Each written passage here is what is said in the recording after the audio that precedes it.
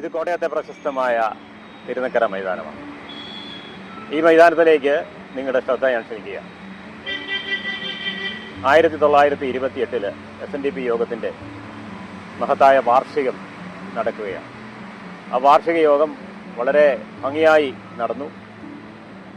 കോൺഗ്രസിൻ്റെ സമുന്നതനായ നേതാവ് മദൻ മോഹൻ മാളവ്യ ആ യോഗത്തിൽ സംബന്ധിച്ചു പ്രസംഗിക്കുകയാണ്.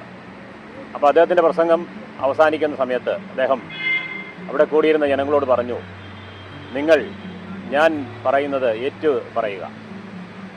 രാമായ നമഃ എന്ന് അദ്ദേഹം പറയുകയുണ്ടായി. രാമായ നമഃ. അത് കേട്ട് നിന്ന ഒരു കൂട്ടം യുവാക്കൾ രാമായ നമ എന്നതിന് പകരം രാവണായ നമ എന്നും രാവണൻ കീജയെ എന്നും ഉച്ചത്തിൽ മുഷ്ടി ചുരുട്ടി വിളിച്ചുകൊണ്ട് ആ യോഗത്തിലേക്ക് ആളുകളുടെ ശ്രദ്ധ ക്ഷണിച്ചു. അതിൻ്റെ അർത്ഥം ഹിന്ദുത്വത്തിനോട് അവർക്കുള്ള എതിർപ്പായിരുന്നു. ഒരു പ്രത്യേക സംസ്കാരത്തിലേക്ക് മാത്രം ഇന്ത്യയിലെ ജനങ്ങളെ നയിക്കുന്നതിന് അവർക്കെതിരെ എതിർപ്പായിരുന്നു. ആ ഒരു നിലപാട് അവിടെ പ്രകടിപ്പിക്കുവാൻ മുന്നിട്ട് നിന്നത്, ആ നേതൃത്വം നൽകിയത് ഒരു ചെറുപ്പക്കാരനായിരുന്നു. ആ ചെറുപ്പക്കാരനിലേക്കാണ് ഞാൻ നിങ്ങളുടെ ശ്രദ്ധ ക്ഷണിക്കുന്നത്.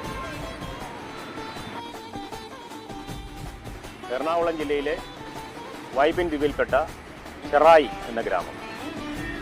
ആ ഗ്രാമത്തിൽ ഒരു രാത്രി കുറേ ചെറുപ്പക്കാർ ഒത്തുകൂടുന്നു. അതിൽ കുറേ ഈഴവരും 2 പുലയ സമുദായത്തിൽപ്പെട്ട കുട്ടികളുണ്ടായി. അവർ ഒത്തുചേർന്ന് ആ രാത്രി ഭക്ഷണം കഴിക്കുന്നു. പിറ്റേ ദിവസം രാവിലെ ചെറായിലെ ഗ്രാമത്തിൽ ആ സംഭവം വലിയ ഒരു സംഭവമായി മാറുകയാണ്. പുലയ കുട്ടികളോടൊപ്പം ഈഴവ കുട്ടികൾ ഒരുമിച്ചിരുന്ന് ഭക്ഷണം കഴിച്ചു എന്നത് വലിയ കുറ്റമായി തീരുകയും ആ നാട്ടുകാർ ആ ചെറുപ്പക്കാരെ ആ ഗ്രാമത്തിന് ഭ്രഷ്ട് കൽപ്പിക്കുകയും ചെയ്തു.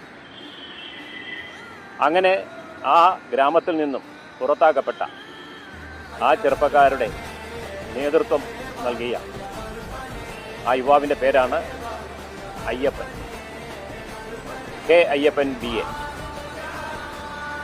തിരുവനന്തപുരത്തെ മഹാരാജാസ് കോളേജിൽ നിന്നും ബിരുദം നേടി നാട്ടിൽ തിരിച്ചെത്തിയ ആ ചെറുപ്പക്കാരൻ ഒരു പുരോഗമനവാദിയായി. ശ്രീനാരായണ ഗുരുവിൻ്റെ ആദർശങ്ങൾ ജീവിതത്തിൽ നടപ്പിലാക്കണമെന്നുള്ള അതിയായ ആഗ്രഹമുള്ള ചെറുപ്പക്കാരൻ. ആ ചെറുപ്പക്കാരനെ പിന്നീട് മൂത്തകുന്നത്തുള്ള ആളുകളും ചെറായിലുള്ള ആളുകളും കൊടുങ്ങല്ലൂരുള്ള ആളുകളും ഞാറക്കലുള്ള ആളുകളും ഒക്കെ പലപ്പോഴായിട്ട് ആ ചെറുപ്പക്കാരനെ ആക്രമണത്തിന് ഇരയായി. ഈ ആക്രമണത്തിന് ഇരയാക്കിയ ആ യുവാവ് ശ്രീനാരായണ ഗുരുവിൻ്റെ അടുത്ത് നിന്ന് തൻ്റെ സങ്കടം ബോധിപ്പിച്ചു. അപ്പോൾ ശ്രീനാരായണ ഗുരുദേവൻ ആ ചെറുപ്പക്കാരനെ വാത്സല്യപൂർവ്വം തലോടിക്കൊണ്ട് പറഞ്ഞു, ക്രിസ്തുവിനെ പോലെ ക്ഷമിക്കുക. തന്നെ എതിരിടാൻ വരുന്നവരോട് തിരിച്ച് എതിരിടുകയല്ല വേണ്ടത്. ക്രിസ്തുവിനെ പോലെ ക്ഷമിക്കുക, എല്ലാം നന്നായി വരും എന്ന ഉപദേശമാണ് ആ ചെറുപ്പക്കാരന് ഗുരു നൽകിയത്. ആ ചെറുപ്പക്കാരൻ്റെ പേരാണ് സഹോദരൻ അയ്യപ്പൻ. സഹോദരൻ എന്ന പത്രം പ്രസിദ്ധീകരിച്ചത് വഴി ആണ് അദ്ദേഹത്തിന് ആ പേര് ലഭിച്ചത്. അങ്ങനെ സഹോദര സംഘം എന്ന ഒരു സംഘം കേരളത്തിൽ ഉടനീളം ഉണ്ടാവുകയും സഹോദരൻ എന്ന പത്രത്തിലൂടെ അദ്ദേഹത്തിന് തൻ്റെ കവിതകളും രചനകളും ഒക്കെ പ്രസിദ്ധീകരിക്കുവാൻ തുടങ്ങി. അങ്ങനെ പ്രസിദ്ധീകരിക്കപ്പെട്ട രചനകളിലെ മുഖ്യമായ ഒരു പാട്ടാണ് നമ്മുടെ ഈ ഓണവുമായി ബന്ധപ്പെട്ട ഒരു പാട്ട്. അതെല്ലാവർക്കും അറിയാവുന്നതാണ്. മാവേലി നാടു വാണിയിടും കാലം എന്ന മനോഹരമായ കൃതി എഴുതിയത് സഹോദരൻ അയ്യപ്പനാണ്.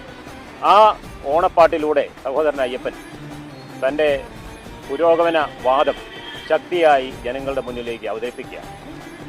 എല്ലാ മനുഷ്യരെയും ഒരുപോലെ കാണുന്ന സമത്വവാദം, എല്ലാവരെയും ഒന്നാണ്, ജാതിക്ക് അതീതമായി മതത്തിന് അതീതമായി എല്ലാവരെയും തുല്യമായി സ്നേഹിക്കണമെന്ന സഹോദര ഗുണം, എല്ലാവരും സഹോദരന്മാരാണ് എന്ന ഗുരുവിൻ്റെ ആശയം പ്രായോഗികമായി നടപ്പിലാക്കുവാനുള്ള ആദ്യത്തെ പദ്ധതിയായിരുന്നു മിശ്രഭോജനം.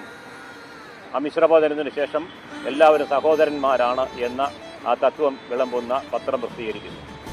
പിന്നീട് അദ്ദേഹം തുടങ്ങിയ ഒരു പത്രത്തിൻ്റെ പേരാണ് യുക്തിവാദ്. എല്ലാ കാര്യങ്ങളും യുക്തിപൂർവം ചിന്തിച്ച് പ്രവർത്തിക്കുക.